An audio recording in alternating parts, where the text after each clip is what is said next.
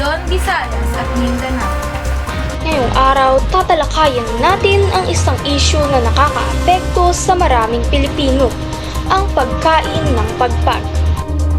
Ang pagpag o mga tira-tirang pagkain ay isang karaniwang pinagkukunan ng pagkain para sa maraming Pilipino, lalo na sa mga mahihirap na pamilya. Ngunit, mayroon itong positibo at mga negatibong epekto sa ating kalusugan.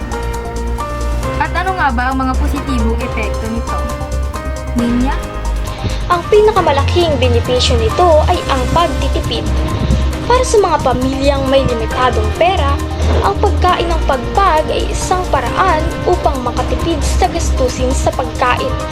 Nakakatulong din ito sa pagbabawas ng mga inaaksayang pagkain na isang malaking problema ng ating bansa.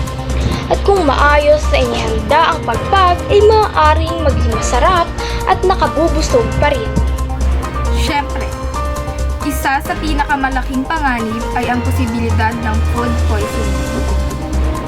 Kung hindi maayos na iniimbak ang pagpag, maaaring magparami ang bakterya at fungi na maaaring magdulot ng sakit.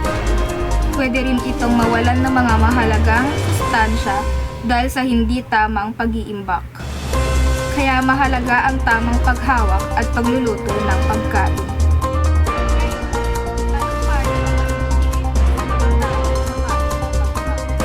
Una ay siguraduhin maayos na iniimbak ang pagkain. Ilagay ito sa refrigerator agad pagkatapos ng pagkain. Pangalawa, tiyaking luto na ang pagkain bago ito kainin.